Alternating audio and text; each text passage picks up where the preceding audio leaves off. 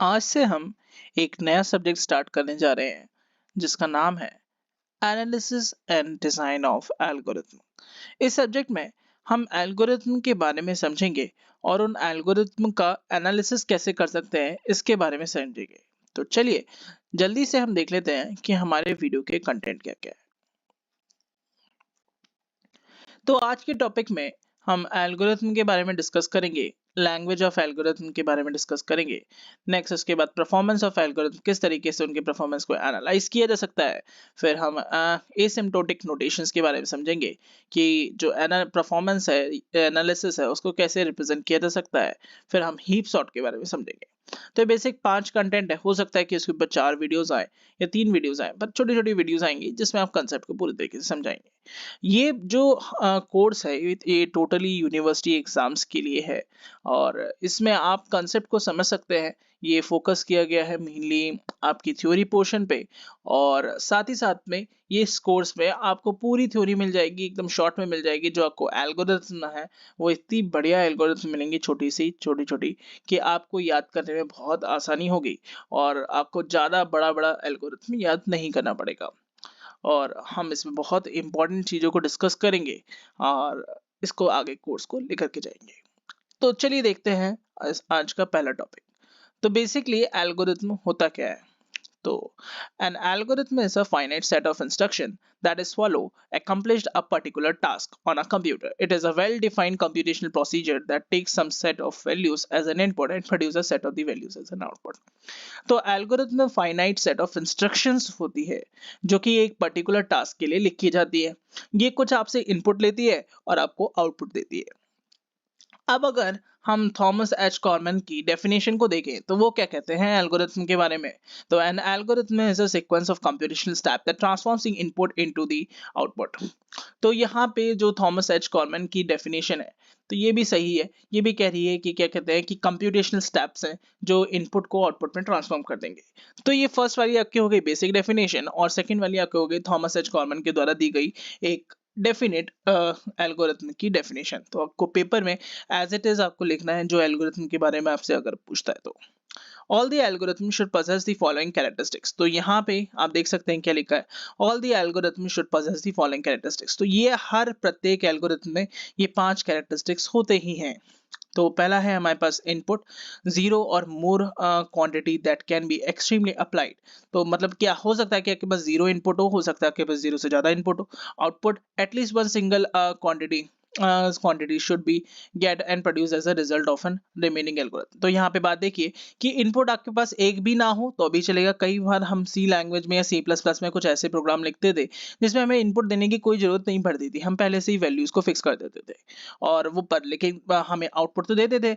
अगर कोई आपका प्रोग्राम कुछ कर ही नहीं रहा है तो वो किस मतलब का है, तो आपको कुछ स्क्रीन पे शो तो होना चाहिए ना। तो आउटपुट यहाँ पे क्या कह रहा है, output at least a single quantity should be get produce as a result of running the algorithm. Next हम देखते हैं डिफाइनेंस। तो आपकी जो एल्गोरिथम है वो डेफिनेट होनी चाहिए, डिफाइंड होनी चाहिए, कि उसमें कोई भी स्टेप एम्बिगियस नहीं होना चाहिए, सब कुछ क्लियर होना चाहिए। Each instruction is a set of must be a clear and unambiguous, unambiguous होना चाहिए। फाइनाइटनेस भी एक इसका अच्छा कैरेक्टरिस्टिक है। तो आपके एल्गोरिथम जो है हमेशा टर्मिनेट होनी चाहिए फाइनाइट नंबर ऑफ स्टेप्स के बारे में। बात कोई ऐसा नहीं होना चाहिए कि वो इन्फानाइटली आप अपनी एल्गोरिथम को रन करा रहे हैं या फिर इन्फानाइटली आप अपने एल्गोरिथम को कुछ ऐसा कर देते हैं। कभी कभी गलती से हमसे कभी ऐसा प्रोग्राम क्रिएट हो जाता है जो कभी एंड ही नहीं होता है, एक लूप वाइज चला जाता है वो प्रोग्राम, तो वो आगे चलता ही जाता है चलता ही जाता है। तो आपकी हर एल्गोरिथम में एक फाइनाइट होनी चाहिए जो कि फाइनाइट स्टेप्स के बाद टर्मिनेट हो जानी चाहिए, तभी वो आपकी एल्गोरिथम जो है उस पर्टिकुलर टास्क को कर पाएगी। इफेक्टिवनेस, तो execution of an every instruction must be feasible and effective in nature and leading towards a solution। तो भैया जो आपने लिखा हुआ है वो feasible होना चाहिए, ऐसा किया जा सकता है, ऐसा एग्जीक्यूशन हो सकता है, तो भी वो आपकी काम की एल्गोरिथम है जो कि feasible हो। तो यहाँ पे हमारे पास 5 बेसिक कैरेक्टरिस्टिक्स आ गए। सबसे पहले इनपुट, आउटपुट, डिफाइनेटनेस, फाइनाइटनेस, इफेक्टिवनेस। तो इन पांचों को आपको ध्यान रखना है और आपसे कोई एल्गोरिथम के बारे में पूछे तो आपको ये सारी चीजें उसको बता देना है। मतलब कि आपको जब भी अगर पेपर में एल्गोरिथम के बारे में लिखने को आए तो एक बेसिक डेफिनेशन, फिर एक जो की स्पेसिफिक डेफिनेशन है जो किसी साइंटिस्ट के द्वारा या किसी प्रोग्रामर के द्वारा दी गई है, तो एक उसको और फिर आपको उसके कैरेक्टरिस्टिक्स को डिफाइन कर देना है। नेक्स्ट आगे बढ़ते हैं और हम देखते हैं कि हमें स्टडी ऑफ एल्गोरिथम में क्या क्या इंक्लूड करना चाहिए। तो the study of algorithm include designing, validation, analysis, testing. Designing का मतलब क्या होता है? The various techniques are applicable to the different type of the algorithm. अभी हम आने वाले सीरीज में बहुत सारी एल्गोरिथम को डिजाइन करने के तरीके देखेंगे, जैसे कि अभी नेक्स्ट इसके बाद आने वाला है डिवाइड एंड कंक्यूर के बारे में। तो डिवाइड एंड कंक्यूर स्ट्रैटेजी के बारे में अगर आप समझेंगे तो आपको पता चलेगा कि बाइनरी सर्च भी डिवाइड एंड कंक्यूर है, मर्ज सॉर्ट भी डिवाइड एंड कंक्यूर है, और इसी तरीके से वहां पे बहुत सारे आप अलग अलग सर्चिंग एंड सॉर्टिंग एल्गोरिथम देखेंगे। तो ये सारी सर्चिंग एंड सॉर्टिंग एल्गोरिथम जो थी वो डिवाइड एंड कंक्यूर पे बेस्ड है। तो इसी तरीके से ब्रांच एंड बाउंड आता है, इसी तरीके से और भी बहुत सारी टेक्निक्स आती हैं डिजाइनिंग के लिए एल्गोरिथम को, तो उन्हें हम अभी आगे अपनी वीडियोस में देखेंगे। नेक्स्ट आता है वैलिडेशन फेज। तो वैलिडेशन का मतलब क्या होता है कि कुछ वैलिडेट करना। Through ensure the algorithm produces the correct output for all valid input। जब आपने उसे वैलिड इनपुट दिया है तब एक वैलिड आउटपुट या फिर करेक्ट आउटपुट दे रही है, तो इसका वैलिडेशन हमें करना है। वैलिडेट करना माने इंश्योर करना कि आप पक्का कर लो कि ये ऐसा ही हो रहा है। फिर नेक्स्ट आगे बढ़ते हैं। तो नेक्स्ट आगे आता है एनालिसिस। एनालिसिस क्या होता है? The performance regarding the use of a space for storage and time taken. तो बेसिकली आप पूरे एडा के अंदर जो एनालिसिस करेंगे वो दो ही चीजों पे करेंगे, एक तो स्टोरेज पे और दूसरा टाइम पे। और मोर प्रिसाइजली हम हमेशा जो है टाइम पे इस वाले में हम जो स्टडी करेंगे, टाइम कितना लेगा एग्जीक्यूशन के लिए, कितना लेगा टाइम वो कंपाइलेशन के लिए। तो बेसिकली जो टाइम होता है वो दो चीजों का कॉम्बिनेशन होता है। हम इसके बारे में अभी आगे समझेंगे, नेक्स्ट ही वीडियो आएगी इसके बाद, तो उसमें हम एनालिसिस को और डिटेल में समझेंगे। लास्ट हमारे पास आता है टेस्टिंग।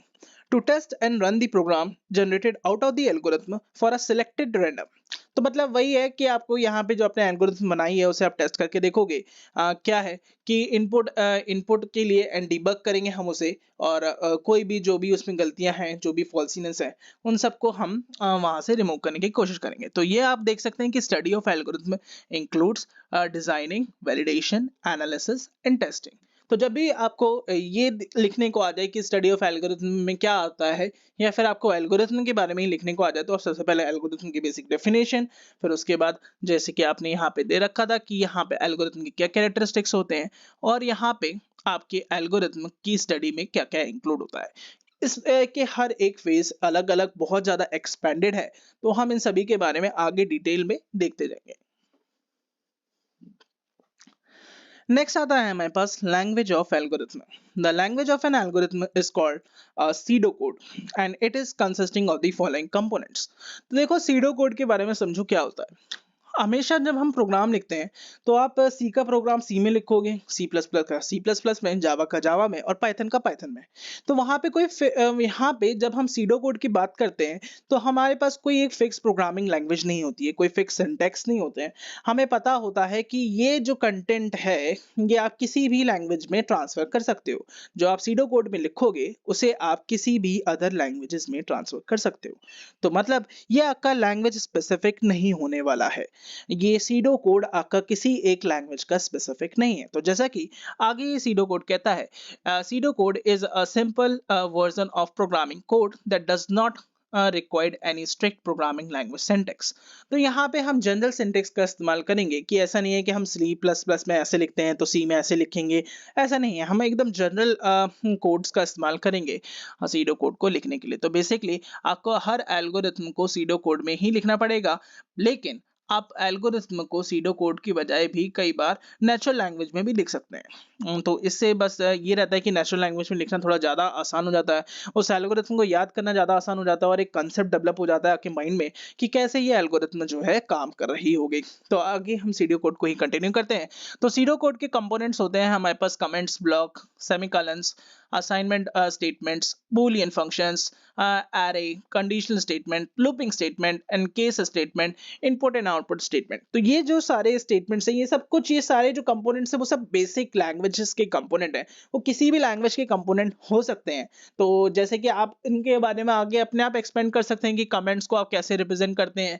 जैसे कि कमेंट्स में आप कमेंट्स को पाइथन में आप हैश से रिप्रेजेंट करते हैं या फिर ट्रिपल कोट से रिप्रेजेंट करते हैं। तो ये सब आप अपने हिसाब से बता सकते हैं कि कमेंट एक सिंपल सा वैसा स्टेटमेंट होता है जो कि कभी प्रोग्राम के द्वारा उसे एग्जीक्यूट नहीं किया जाता, इंटरप्रेटर के द्वारा एग्जीक्यूट नहीं किया जाता, कंपाइलर के द्वारा एग्जीक्यूट नहीं होता, वो पीस ऑफ कोड होता है।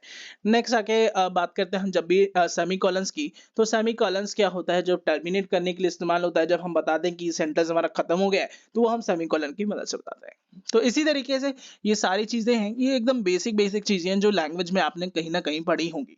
तो यही जो है हमारे एल्गोरिथम का कंपोनेंट्स होते हैं। तो यहाँ पे हम किसी एक स्ट्रिक्ट प्रोग्रामिंग लैंग्वेज को फॉलो नहीं करने वाले हैं। हम जो लिखेंगे वो एकदम जनरल लिखेंगे, जनरल वे में लिखेंगे। नेक्स्ट आगे देखते हैं। तो आगे हम पढ़ेंगे परफॉर्मेंस एनालिसिस।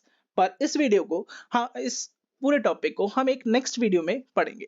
तो आज की वीडियो को बस इतना ही रखते हैं। Thank you.